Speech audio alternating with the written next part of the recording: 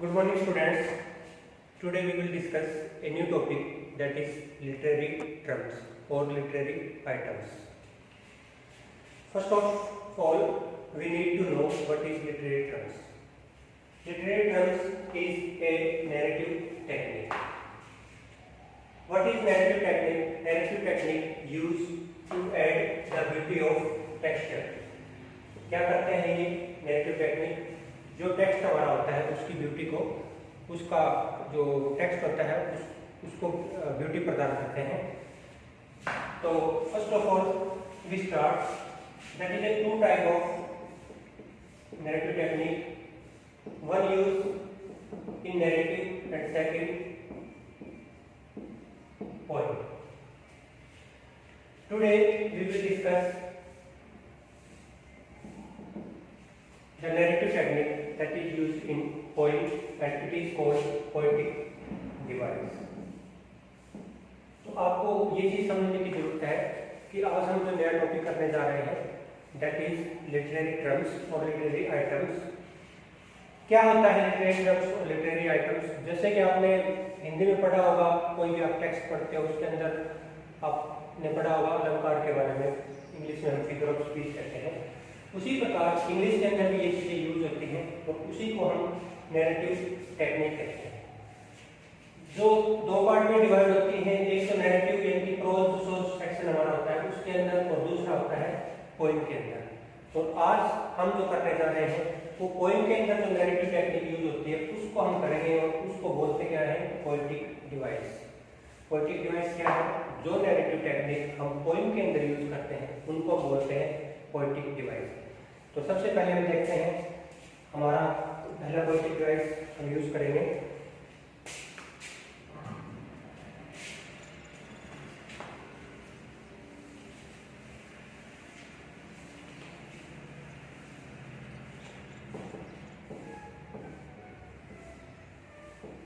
सबसे पहले मैं बात करता हूँ राइम की. First poetic device in the poem that is A rhyme.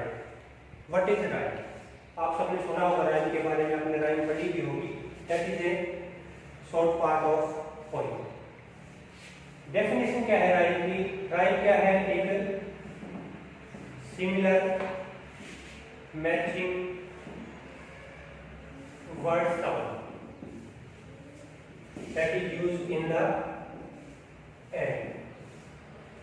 आपने पोएम के अंदर पढ़ा होगा, पहला जो पोएम की पहली लाइन का लास्ट जो वर्ड है वो, और उसके बाद में हो सकता है सेकंड लाइन का, या सेकंड नहीं तो थर्ड लाइन के अंदर जो लास्ट वर्ड है वो फर्स्ट लाइन का लास्ट वर्ड और थर्ड लाइन का लास्ट वर्ड मैच करते हैं एक दूसरे के साथ, उनकी साउंड मैच करती है, और जो साउंड मैच करते हैं उन्हीं को हम बोलते हैं राइम. तो इसको डिफाइन कैसे कर सकते हैं कि सिमिलर मैचिंग वर्ड साउंड. और कहाँ मिलती है ये? In the end. तो इसके कई पार्ट्स हैं, काफी ज्यादा राइम्स होती हैं. सबसे पहले हम करते हैं इसका फर्स्ट पार्ट. सबसे पहले ये देख लेते हैं कि कितने टाइप के होते हैं ये.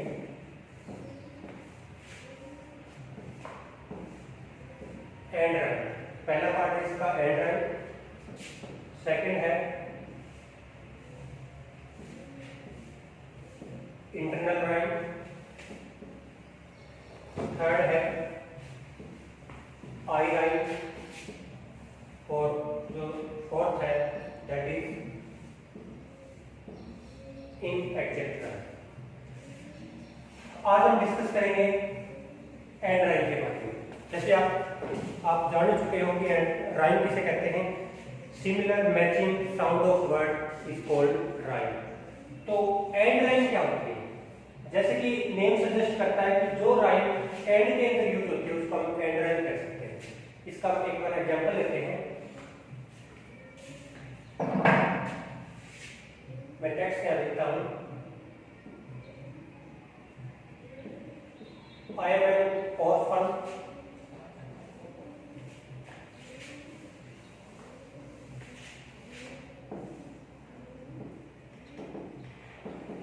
Roaming the street. Second line है इसकी, I pattern soft dust with my fused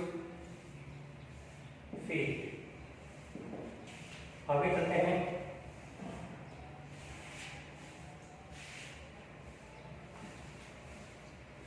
third line है द साइलेंस इज गोल्डन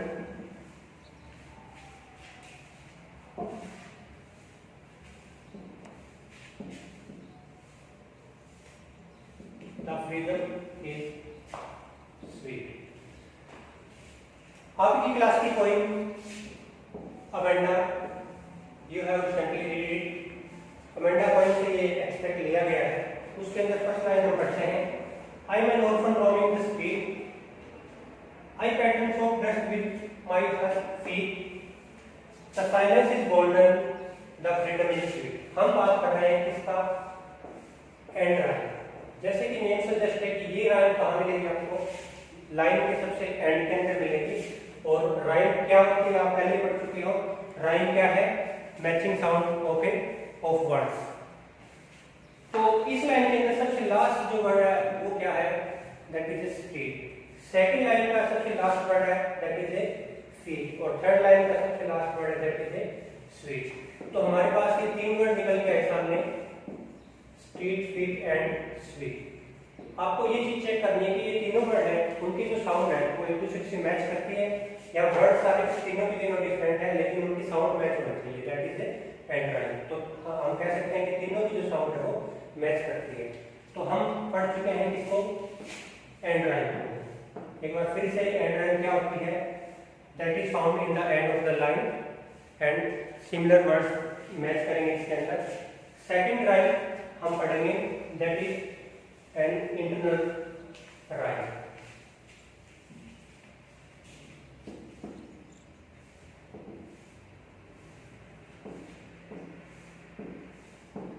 जैसे कि नेम सजेस्ट करता था, एंड राइम आपने पढ़ा in the end of the line. उसी प्रकार अगर हम इस नेम को देखते हैं दैट इज इंटरनल राइम, तो हम ये कह सकते हैं कि इसके अंदर जो राइम मिलेगी वो सेंटेंस के मिड के अंदर मिलेगी। तो इसके अंदर आपको एक टेक्स्ट लिखना पड़ेगा,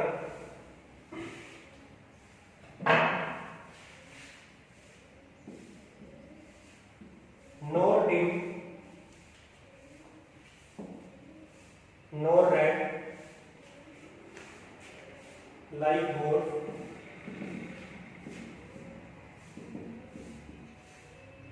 or है। सेकेंड लाइन है the glorious sun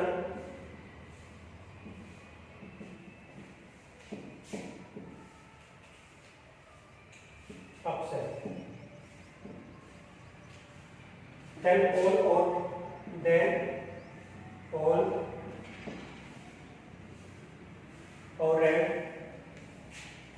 I had killed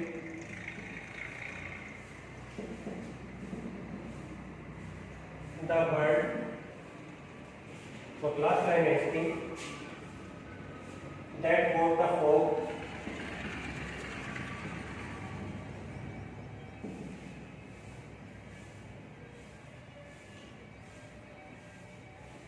and mist.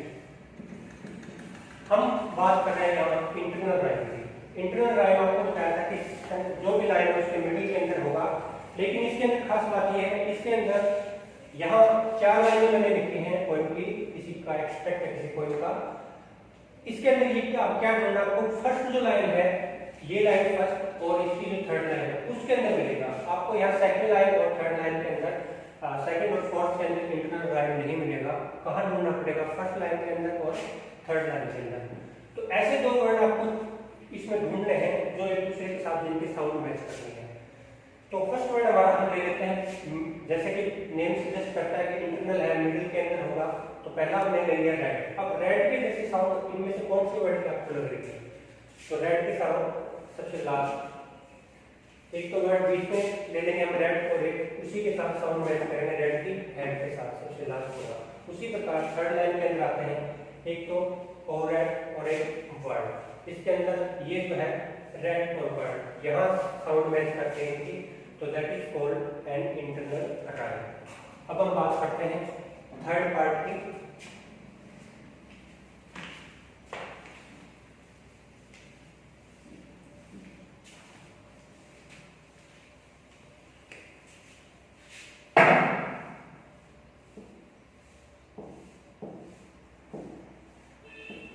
I line. इसके अंदर भी हमें नेम से पता लग जाता है कि इसके अंदर आई का जिक्र है, विजन के ऊपर डिपेंड करेगा ये। इसके अंदर कुछ ऐसे राइमिंग वर्ड आपको दिए जाएंगे जो देखने के अंदर आपको ऐसे लगेंगे कि ये जो वर्ड है एक दूसरे के साथ मैच करते हैं, इनकी साउंड मैच करती है, लेकिन एक्चुअल में जब हम इनको रीड करेंगे तो उनकी जो साउंड है वो डिफरेंट होगी। तो इसको बोलते हैं आई राइम। इट मींस जब हम विजन करेंगे, उसको देखेंगे, तब हमें लगेगा कि ये एक दूसरे के साथ मैच करते होंगे, लेकिन जब रीड करेंगे तो उनका जो प्रोनाउंसिएशन है दोनों का अलग अलग होगा। जैसे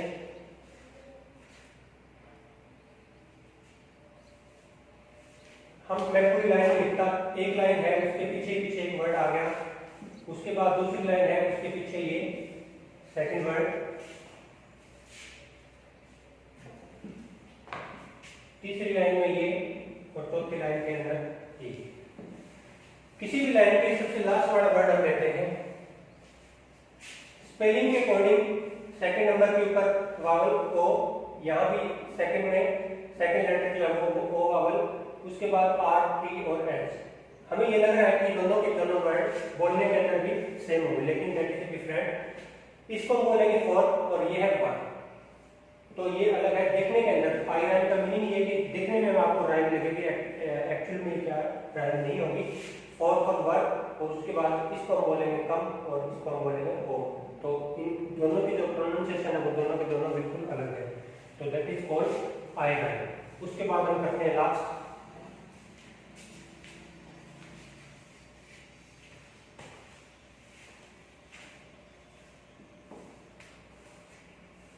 फोर्थ है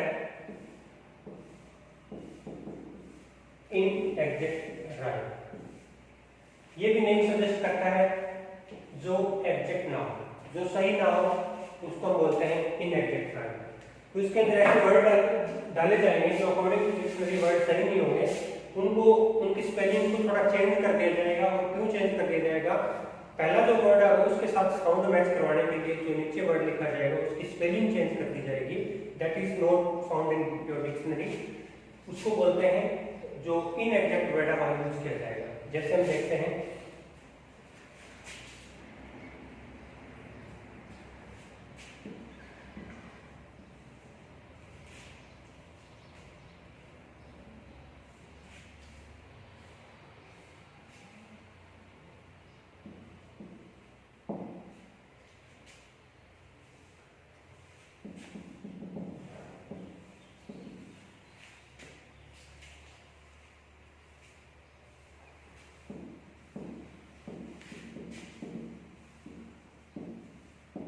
ये भी आपके 10th क्लास की पोएम है,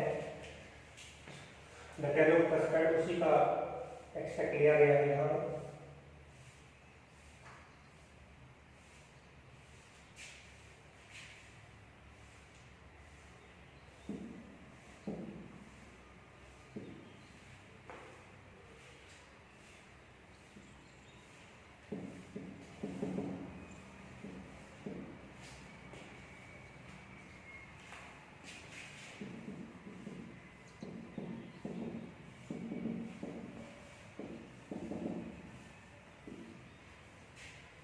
यहाँ देखो, द टेल ऑफ कस्टर्ड आपकी पोएम के अंदर से दो लाइन है। Meow cried pink, who cried Belinda, for there was a pirate climbing in the window. Actual में क्या होगा, इसका लास्ट वर्ड आपको लेना पड़ेगा फर्स्ट लाइन का, और सेकंड लाइन का भी लास्ट वर्ड लेना पड़ेगा। ब्लिंडा के साथ मैच किया गया है किसको? विंडा को। ब्लिंडा और विंडा ये दोनों को सिमिलर साउंड बढ़ाई गई यहाँ, लेकिन एक्चुअली में एक वर्ड इसके अंदर रॉन्ग है। ये तो नेम है, नेम ऑफ लेडी ऑफ विंडा, लेकिन ये विंडा जो वर्ड है वो आपको डिक्शनरी के अंदर नहीं मिलेगा, दैट इज रॉन्ग वर्ड। तो जो एक्चुअल वर्ड है दैट इज ए विंडो। तो विंडो को यहाँ विंडो ना लिख के विंडा लिखा गया। क्यों लिखा गया? क्योंकि ब्लिंडा के साथ इस वर्ड को मैच करवाना था, इसलिए ये राइम बनानी थी ब्लिंडा की विंडा के साथ, इसी प्रकार विंडो आना चाहिए था। तो जानबूझ के डेलिबरेटली कोई क्या करता है, यहाँ दूसरा वर्ड रिप्लेस कर देता है या स्पेलिंग मिसस्पेल कर देता है, इसको बोलते हैं हम इनएग्जैक्ट राइम।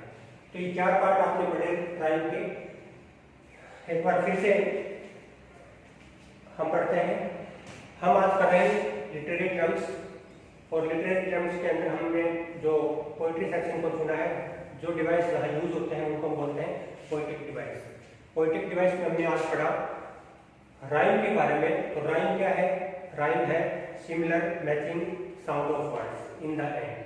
तो राइम के हमने 4 पार्ट बताए हैं। पहला पार्ट कौन सा था? पहला पार्ट आपने पढ़ा था आई राइम। आई राइम के अंदर क्या होगा?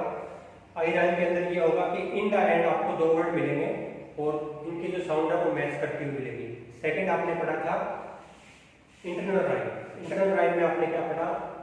फर्स्ट लाइन और थर्ड लाइन के अंदर आपको ये चीज मिलेंगी और फर्स्ट लाइन के बीच के अंदर, जैसे इंटरनल नेम सजेस्ट करता है, मिडिल के अंदर आपको एक वर्ड मिलेगा, उसको मैच करवाना है उसी लाइन के सबसे लास्ट वाले वर्ड के साथ। उसी प्रकार थर्ड लाइन के अंदर एक इंटरनल या बीच में एक आपको वर्ड मिलेगा, सेम साउंड का वर्ड आपको थर्ड लाइन के लास्ट वर्ड मिलेगा, लास्ट लाइन थर्ड लाइन के लास्ट में। और उसके बाद आपने थर्ड पढ़ा था और फोर्थ ये था इनेक्टेड राइम। इनेक्टेड राइम के अंदर क्या था कि जैसे नेम सजेस्ट करता है जो राइम एग्जैक्ट ना हो उनको इनेक्टेड करते हैं, और हमने इसको यहाँ क्या किया था, एक वर्ड मिसस्पेल करके यहाँ डाल दिया गया था, तो ये इनेक्टेड राइम हो गई। तो आज के लिए हम इतना ही पढ़ेंगे और नेक्स्ट जो इसका लिटरेरी पार्ट है वो कल पढ़ेंगे। Thank you.